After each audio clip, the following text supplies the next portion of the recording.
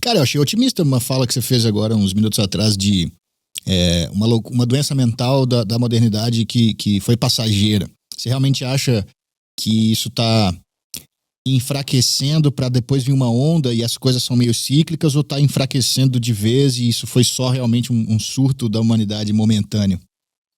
Eu acho que esse agora é o grande jogo que a humanidade está jogando, né? A gente vai ser morto pelo vírus, ou seja, o vírus vai consumir a humanidade e a gente vai se autodestruir, ou a gente vai conseguir criar anticorpos o suficiente para combater o vírus e trazer o sistema para o seu padrão saudável, tá ligado? Ou então o vírus vai fazer o trabalho natural dele, como todo vírus, né? E alastrar onde tem que alastrar, varrer quem tem que varrer, e vai sobrar umas meia dúzia aí. Pode ser que muita gente morra, né? Mas para mim isso seria o pior cenário de todos, né? E se a gente está vivo e nada disso ainda aconteceu, né? A humanidade ainda está aqui, a gente ainda, de certa forma, ainda está bem, tá ligado? Uhum. Eu acho que a gente deveria almejar de criar anticorpos ou solucionar esse vírus antes que muita gente morra, porque eu não acho que é uma ideia, não é um exercício legal, tá ligado? Não é um experimento legal. O que a gente vai ganhar? A gente vai descobrir o quê? Que as pessoas conseguem sofrer? A gente sabe que elas conseguem sofrer, entendeu? Então vamos tentar evitar, porque a gente sabe que sofrimento não é legal, né? Então, sei lá, eu acho que é isso. Cara, antes de você sair do Brasil, quando você ainda estava trabalhando no YouTube ativamente e tal, você tava um pouco de saco cheio já do que estava acontecendo? Minha pergunta 1. E a segunda, que já emenda nessa, você tem acompanhado o YouTube brasileiro atualmente? Cara, eu tô de saco cheio do YouTube desde a época do Minecraft, cara. Pra ser bem sincero. Agora, eu não acompanho muito não do cenário, tá ligado? Saudades disso, inclusive, viu, cara? Eu tava falando com um amigo outro dia, assim, cara, como era boa a época que ninguém ficava falando dessas merdas, você ligava no YouTube e tava só o Monark jogando de boa um Minecraft. Cara, como a vida era muito boa nessa época, bicho. Era uma vida simples, né? Eu gostava também. Mas enfim, desde essa época você já tá de saco cheio. Acho sim, porque eu vi, tipo, cara, eu consigo observar tendências, né? E eu vi o que o YouTube foi se tornando e como eles foram controlando e centralizando cada vez mais o algoritmo. Então eu percebi que o caminho era um caminho totalitário, dentro da própria dinâmica corporativa do YouTube, sabe? E aquilo me deixou sempre bastante irritado, né? Eu acho que, inclusive, a criação do Flow foi uma tentativa minha de combater, sabe isso? Combater essa tendência, tá ligado? Uhum. Ir pro outro lado. Mas, no fim das contas, a máquina foi mais forte do que eu, tá ligado? E eu acho que também eu não tive o apoio necessário de quem tava junto comigo, sabe?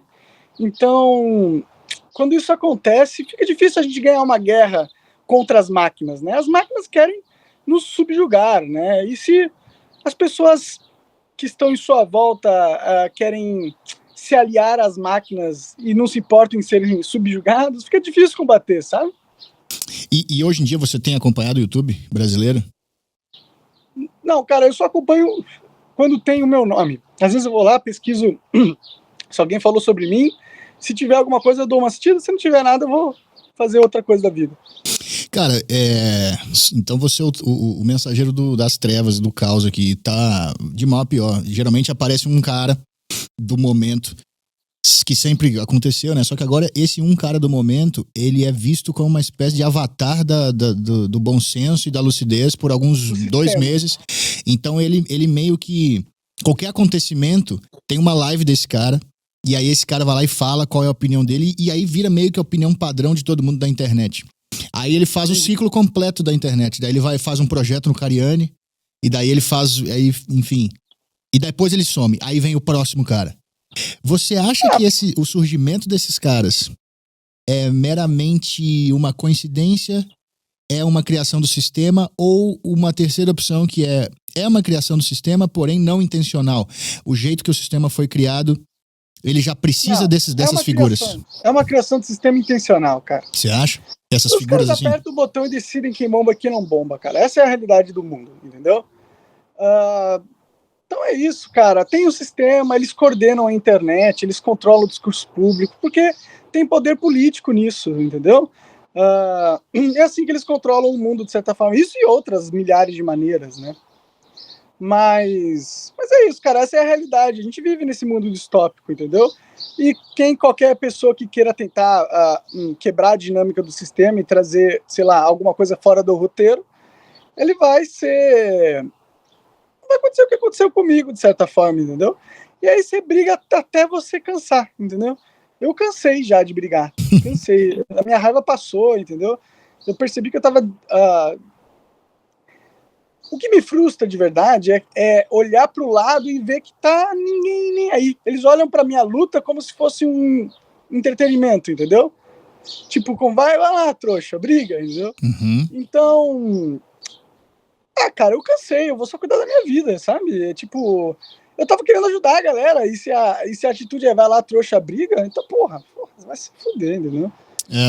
Então, e mesmo assim, até hoje tem uma narrativa que é ainda sustentada, que é meio que a opinião média das pessoas que estão meio que nessa bolha do Monark, do Flow e etc., que é a opinião, né, meio padrão, que é o Monark enlouqueceu.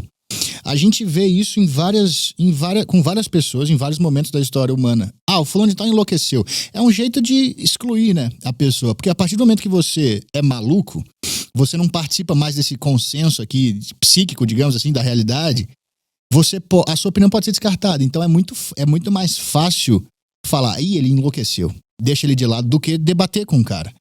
É mais fácil que todo mundo, como consenso, classifique o cara de maluco, né?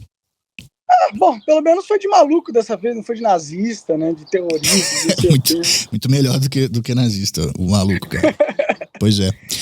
Por que você acha que o brasileiro precisa dessas narrativas? Achar que eu sou maluco, beleza. Eu não sou também... Eu não penso igual a todo mundo também, entendeu? Então, tipo... Para uma pessoa que tem uma matrix de pensamento rasa, qualquer pessoa que tenha ideias fora dela vai parecer meio maluco, entendeu?